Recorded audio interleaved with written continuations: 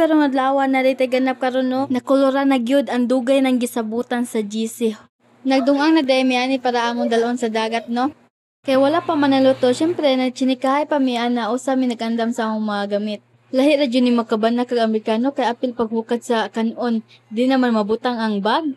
Mao di na mabutang ang bag kay bag-o man di Basin ko no mabuling nahala, mao man kaha.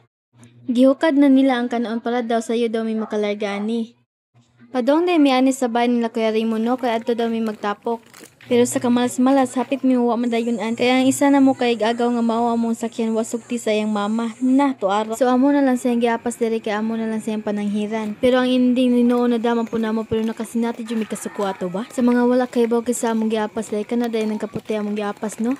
Wala ko kabidyo sa paggikan namo. Yan ang hunon day mi ani sa gasolinahan no para kuno ganado ang biyahe ba. Pagkahuman na biyahe na mi ani kamalas-malasan naplatan pa jud ang motor sa isa na mga kauban. Nya pagtan-aw nako na si tatay man day nagayong murag abtan jud og tuwa ni ba. Wala na day ko na video na biyahe mi no. Dara kay nakita naman ninyo ang dagat murag hapit na jud ani.